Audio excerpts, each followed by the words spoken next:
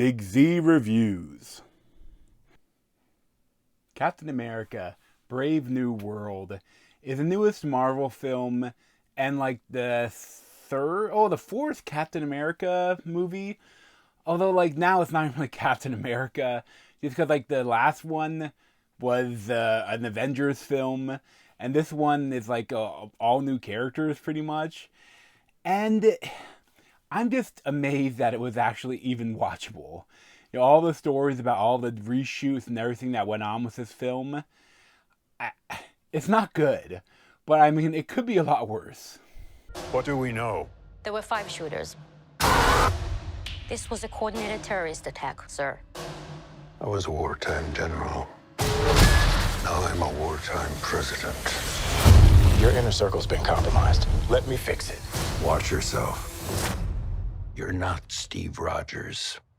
So this was directed by Julius Ona, and it of course mainly stars Anthony Mackie as the new Captain America, and Harrison Ford as President Ross, and Danny Ramirez as like the new Falcon, and Shira Haas as the weird Israeli little person. That's the sexiness in this film, I guess. I don't really understand her character very much. She's like tiny. She's like 4 foot tall and 60 pounds. And there's one scene where she has like Black Widow training. Like she's part of the Red Rooms, and she takes down a bunch of soldiers. And it's she's very weird looking, and the character is very odd. And I don't understand what she's in this movie for.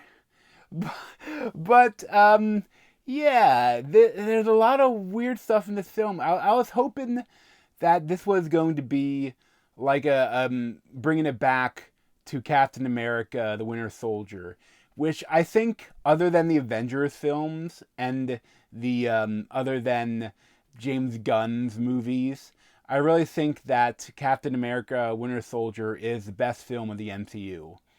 Like, and also, like, it's just so, and it's great, like, you have the more, like, down-to-earth hero that can't go flying around, but he still beats the shit out of people, and the fights are so good in that movie, and it's like a spy thriller. I was hoping that this was going to be another spy thriller, and it's just really not. And it's funny, I actually really liked the Falcon and Winter Soldier Disney Plus series. And the weird thing is that if you haven't watched that, you are shit out of luck for this film. They do not do anything to help you if you just watch the movies. You'd be like, wait, he's I guess he kind of handed him the shield at the end of Avengers, but it seems like there's a lot of character development that went on here that we hadn't seen.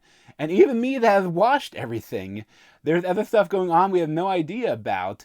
Like, there's like this whole thing with, at a certain point in this film, Bucky, he's now like running for Senate?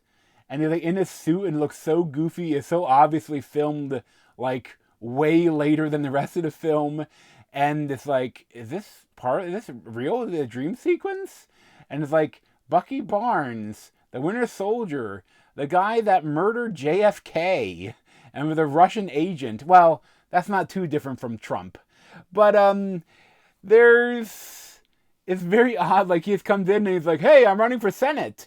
Like, oh, good, you look good in the suit. Like, okay, you're wrapping stuff up here. You didn't need my help at all. Okay, cool. And it's so fucking odd.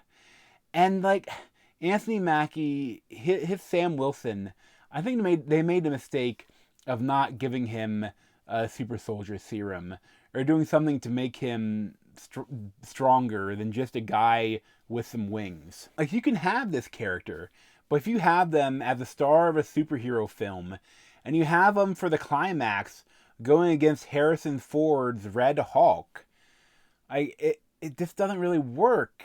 Especially because early in the film, he's like going against a random soldier dude in black gear, and he has a lot of trouble beating him.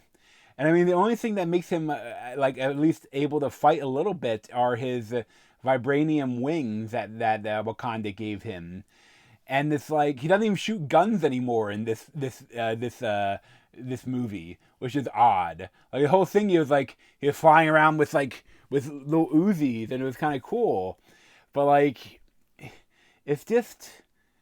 And there's some funny stuff. At one point, like they're going to find stuff out about who's behind this whole thing, and it's just like it's a gamma irradiated brain guy who knows everything, but then every prediction he makes doesn't come true.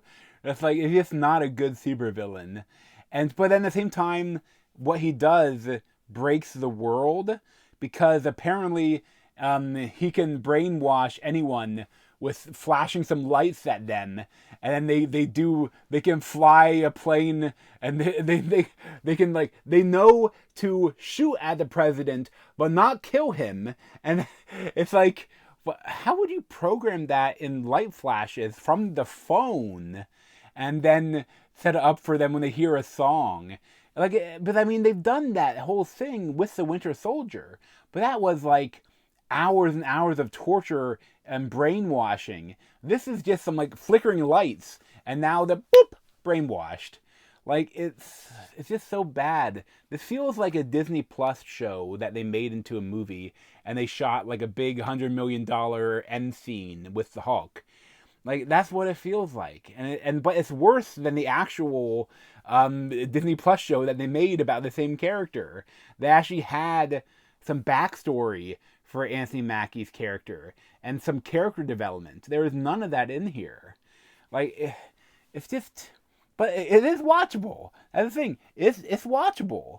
And you might notice the CGI and wonder if these characters were even in the same set ever together. And it might be, they have some moments of the worst ADR I've ever seen in the Marvel film, where like they clearly didn't have, like, completely changed the story, so they couldn't even have him like re-recorded lines if they didn't get sound that day. They're completely changing the sound, whatever they're saying, and like you see the back of his head, and you see a new line that sounds completely different, but they're talking in studio from the other lines surrounding it. And I think it's mostly around the brainwashing stuff, which is just so bad anyway. Like, and his characters, all these characters that, like, actors, like wrestlers that were part of the Serpent Guild, and instead they just became generic soldiers. It's disappointing, and I hope Fantastic Four can save Marvel, but right now it's like, I didn't think he'd get lower. Like, yeah, he got a bit higher with Deadpool 2, 3, whatever it was, Deadpool versus Wolverine. But then now it went right back down, and you're on par with the Sony Marvel films almost. Like, I don't know. It's not good, but I give it like a 6 out of 10. But thanks for watching. If you want to see more of me, you can subscribe down below. Thanks.